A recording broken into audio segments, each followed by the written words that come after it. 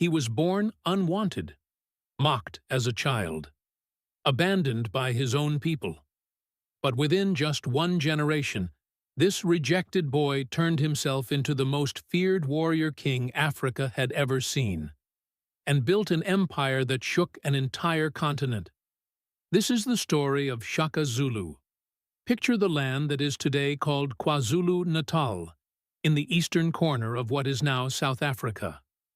It stretches from the dramatic peaks of the Drakensberg Mountains all the way down to the warm green shore of the Indian Ocean.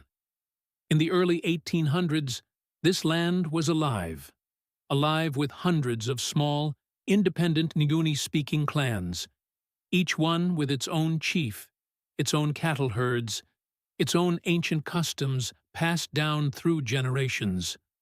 No single king ruled over all of them. No single army kept them in line. It was a world of fragmented balance, communities living side by side, farming the same rich soil, grazing cattle on the same rolling green hills, trading with neighbors one season and fighting with them the next over cattle and territorial boundaries. To an outsider looking in, it might have seemed like a world that had always been this way, and always would be. Nobody, not a single person alive in that time, could have imagined what was about to happen to all of it. If you have never heard the full story of Shaka Zulu, the real story, not the myth, not the legend, but the actual documented history of this man, then stay right here, because what you are about to learn will genuinely change the way you think about power, warfare, and what a single human being is capable of when the world has given them nothing. Make sure you hit subscribe and stay until the very end of this video, because the final chapter of Shaka's life is the chapter that most people never talk about, and it is the one that makes this story complete. The story begins around 1787, near the banks of the White Mfolozi River.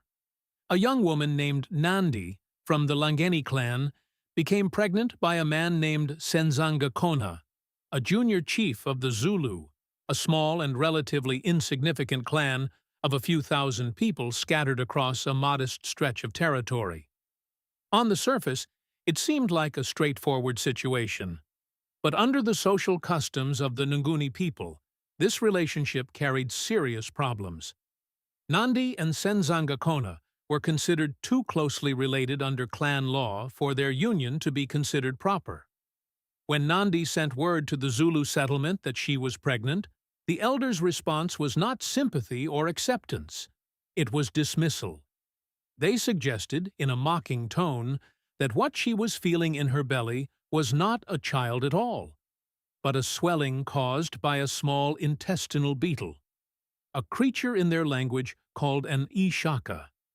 It was meant to humiliate her, to dismiss her entirely. And it was that dismissal, that insult, that accidentally gave the world one of its most extraordinary names. Shaka was born into a world that had already decided he did not fully belong in it. His father, Senzangakona, took Nandi as a wife. Records suggest there was some form of union, but it was never a respected one. Shaka grew up in the shadow of his father's reluctance. He was never warmly acknowledged, never given the standing that a chief's son would normally expect. For a few years, Nandi and her young son lived within the Zulu settlement, but the social pressure was relentless. The whispers followed them. The cold treatment from other members of the clan made daily life a quiet, grinding humiliation.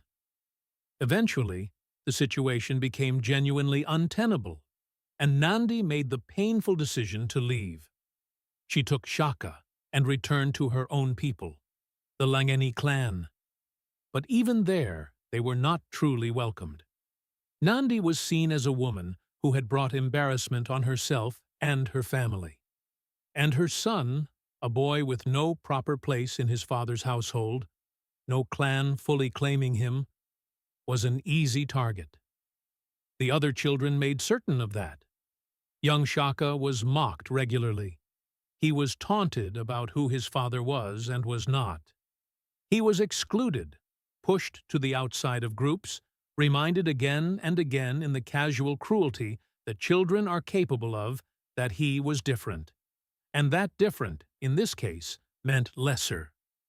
What those children could not understand, because children rarely understand these things, is what sustained rejection does to certain kinds of people. In some people, it breaks them down completely. In others, rare ones, it builds something quiet and hard and patient, something that sits behind the eyes and watches the world with a cold, calculating attention. Every slight Shaka experienced, every door that was closed in front of him, every moment of mockery he absorbed.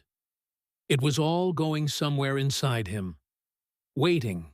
Eventually, through a series of movements that the historical record captures only partially, Shaka came to live under the authority of the Zulu Kingdom, one of the dominant powers in the region at the time, ruled by a chief named Dingiswayo, and this is where the transformation truly began. Dingiswayo was an unusual leader for his era, politically sophisticated, genuinely observant of the people around him, and interested in military organization in ways that went beyond tradition. When Shaka joined his military regiment, the Ibuto, Dingiswayo recognized something immediately. This was not an ordinary young soldier. Shaka threw himself into military training with a ferocity and focus that set him apart from the very beginning. He was physically imposing, tall, broad, and powerful. But the physical gifts alone did not explain what made Dingiswayo take notice. It was the way Shaka's mind worked. He was always watching, always analyzing, always asking questions that other warriors did not think to ask. He observed battles. He studied outcomes. He thought carefully about why certain tactics worked and why others failed. And what he kept coming back to was a fundamental critique of the way his people, and most peoples of the region, fought. The traditional method of warfare in this part of Africa involved throwing long spears, called isijula, at the enemy from a safe distance, then typically retreating and regrouping. It was a form of combat that was ritualized, relatively low in casualties, and deeply embedded in custom. Shaka looked at it and saw waste. He saw warriors spending energy and weapons at a distance, never truly closing the gap, never delivering a decisive blow. He concluded that close combat, getting inside the enemy's guard, controlling them physically, was where battles were actually won. And so he began redesigning the tools and methods of war from the ground up. He worked with craftsmen to develop a shorter, heavier stabbing spear, the ikalwa. The name reportedly came from the sharp sucking sound the blade made when it was pulled back out of a wound. Unlike the throwing spear, the ikalwa was not released. It stayed in the warrior's hand. It was a weapon designed for one thing: closing with the enemy and ending the fight quickly and definitively. Alongside the ikalwa, Shaka redesigned the traditional cowhide shield, making it larger and more rigid. He taught his warriors to use it not just to block incoming attacks, but as an offensive tool in itself, hooking the left edge of the enemy's shield and rotating it sharply to the right, which pulled their entire body open and exposed their left side for a stabbing strike. It was a technique that required practice, coordination, and nerve, and Shaka drilled it relentlessly. He also made a decision that seemed strange to many at the time. He ordered his warriors to train and fight barefoot. No sandals. No protective footwear. Instead, they ran across thorns, sharp rocks, and rough terrain every single day until the soles of their feet became so hardened that they could move across any ground at full speed without slowing. The result was an army that could cover ground faster than almost any comparable force in the region. Speed, surprise, and close-quarter lethality. Those were the pillars Shaka built on, and he had not yet become a king. In 1816, Senzangakona died. The Zulu chieftaincy passed to one of Shaka's half-brothers, a man named Sigujana. With the backing of Dingiswayo and a corps of loyal fighters who had come to believe in Shaka's abilities, Shaka moved to challenge the succession. Sigujana was removed.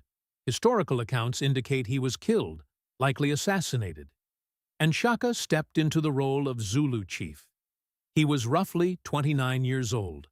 The clan he now led consisted of approximately 1,500 people. By the standards of the region, they were a minor group, not particularly feared, not particularly noticed by the more powerful kingdoms nearby. The neighboring chiefs looked at the Zulu and saw no serious threat. That assessment would prove to be one of the most catastrophic misjudgments in the history of southern Africa. Shaka did not wait. He did not settle into his new position or allow himself time to simply enjoy the authority he had fought so hard to reach. He went to work immediately. The old military structure of the Zulu clan was dismantled and rebuilt from scratch according to his vision. He organized young men into age-grade military regiments called Amabuto. Warriors of similar ages trained together, ate together, lived together in military settlements called Amakanda, and fought together as a unified force. These were not part-time farmer soldiers who picked up weapons when trouble came and then went back to their fields. Under Shaka's system, they were a dedicated, full-time military class. And one rule stood above all others in enforcing their loyalty. No warrior could marry, or even begin a family, until Shaka personally granted that right. That permission was tied to military performance and years of service. The result was a force whose primary identity, primary loyalty, and primary ambition was entirely directed toward the Zulu military and toward Shaka himself. He had essentially created, in the early 19th century, one of the first professional standing armies on the African continent. Discipline inside this army was iron hard. Retreating without direct orders was not just frowned upon, it was punishable by death. Cowardice had no tolerated form. A warrior who broke and ran could expect execution when he returned to camp, sometimes carried out by his own regiment mates. But the severity of punishment was matched by the generosity of reward. Warriors who distinguished themselves in battle received cattle, the primary measure of wealth in Nguni society, along with social status and the right to marry. The message was clear and consistent. Courage would be recognized and richly rewarded. Fear would be punished absolutely. Shaka's most celebrated military innovation was the battle formation known in Zulu as Impondo Zankamo, the horns of the buffalo. The formation divided the army into 4 distinct parts. The chest, the main body, composed of the most experienced and disciplined warriors, made direct contact with the enemy, engaging them frontally, locking them in place, and absorbing their initial energy and aggression. Simultaneously, 2 wings of younger, faster warriors, the left horn and the right horn, sprinted wide around both flanks of the enemy force, running hard to curl inward behind them and complete an encirclement. A 4th group, called the loins, sat in reserve, and here was one of Shaka's most interesting tactical details. The reserve soldiers were made to sit with their backs turned to the battle entirely. The reason was psychological. Shaka understood that soldiers watching a fight they are not yet in become consumed by the urgency of it. They fidget. They want to join. They move too early or too rashly. By turning them away from the action, Shaka kept them calm, fresh, and available to be deployed with precision at exactly the right moment, wherever the battle needed reinforcement most. The effectiveness of this formation against enemies who had never encountered coordinated flanking encirclement was staggering. It was not just a tactic.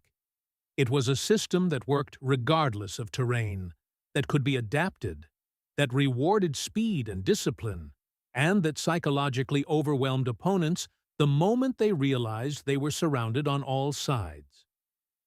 Shaka also built a functioning intelligence network of scouts who moved ahead of the army, mapping terrain, counting enemy forces, and reporting back. He was thinking in dimensions that his opponents simply were not. One of the clearest demonstrations of Shaka's military genius came at the Battle of Gokli Hill in 1818. Facing the Ndwandwe army under their chief Zwaid, a significantly larger enemy force, Shaka chose to fight from elevated ground, controlled access to water sources in the area to weaken the enemy's endurance, and executed the bullhorn formation with disciplined precision.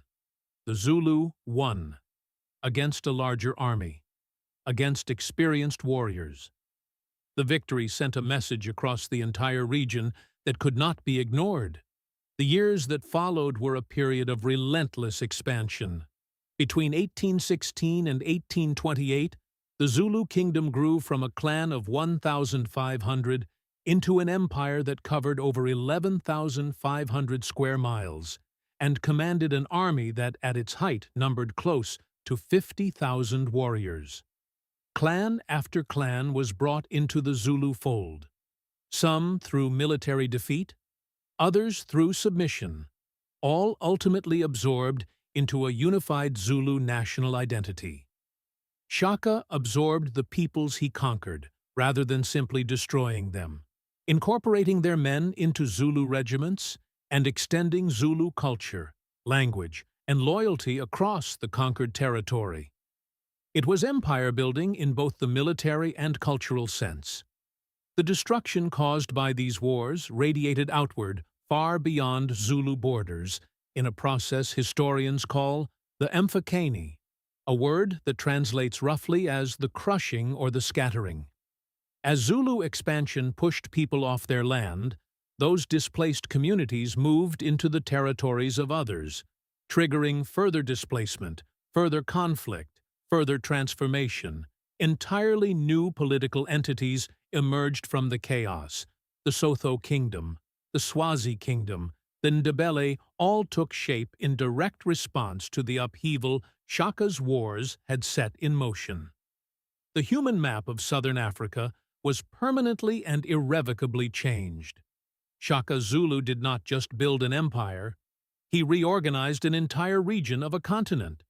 But history is not a story of uncomplicated heroes, and Shaka Zulu was far from an uncomplicated man. When his mother, Nandi, died in 1827, the grief that swept through Shaka was total and destabilizing. Nandi had been his anchor, the only person who had stood beside him through every expulsion, every hardship, every year of building. Her death appears to have pushed him beyond ordinary mourning into something darker and more volatile. He declared a national period of mourning across the entire Zulu Kingdom. The accounts recorded by European traders who were in the region at the time describe a period during which people were executed for failing to demonstrate sufficient grief, during which planting was forbidden, cattle were not milked, and pregnant women and their husbands were reportedly killed. Historians have engaged seriously with how much of this was accurately recorded and how much was distorted through the lens of European observers who had limited understanding of Zulu society and their own cultural biases shaping what they wrote. But the broad consensus in the historical record is that Shaka's rule in its final years became increasingly erratic, harsh, and dangerous, even to those closest to him. The discipline he had built his empire on was becoming something else, something that consumed indiscriminately. By 1828, the fear inside the royal household had become unbearable for some of the men who lived closest to the king. Two of Shaka's half-brothers, Dingane and Mhlangana, along with a senior advisor named Mbopa, concluded that their own survival required action. On September 22, 1828, at Shaka's royal settlement at Dukuza, they struck. Shaka Zulu was stabbed multiple times. The man who had never lost a battle in the field, who had outthought and outfought every external enemy for more than a decade, died not at the hands of a rival army, but at the hands of men who had eaten at his table and slept within his walls. He was approximately 41 years old. The accounts of his final words vary and cannot be confirmed with full historical certainty. But the tradition passed down says that as he fell, he told his killers that they would not hold what they had taken, that men were coming from across the sea who would take everything. In the decades that followed, as British imperial forces expanded into Zulu territory, and as the Zulu Kingdom was finally defeated at the Battle of Ulundi in 1879, those words, whether truly spoken or shaped over time in the retelling, carried a weight that history itself seemed to validate. What Shaka built in 12 years was extraordinary. What he left behind was even more enduring. The Zulu nation he forged out of 1,500 people, and pure force of will survived colonization, survived dispossession, survived apartheid, and exists today as one of South Africa's largest and most culturally defined ethnic groups. Millions of people who trace their identity to a nation one man built in a single generation. His military tactics are studied in institutions around the world. The bullhorn formation, designed without textbooks or formal military education, appears in academic discussions of tactical innovation alongside strategies developed by generals from far more documented traditions. He came into this world as a boy with no name worth keeping, mocked, expelled, left to figure out survival on his own in the dirt of other people's villages. He left it as a king whose name has outlasted the borders of every empire that surrounded him. A man who took rejection, isolation, and years of humiliation and turned them into one of the most astonishing demonstrations of human will and military genius that the African continent, or any continent, has ever produced. That is not myth. That is documented history, and it deserves to be known. If this story genuinely moved you today, if you are walking away knowing something real that you did not know before, do one thing right now. Share this video with someone who needs to hear it.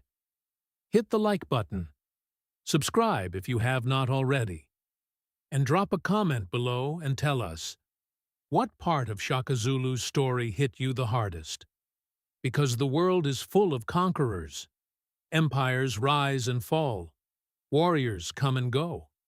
But men like Shaka Zulu, men who build an entire world from absolute nothing, from rejection, from hunger, from pure, unbreakable will, they come along once in 1,000 years, and their stories deserve to be told.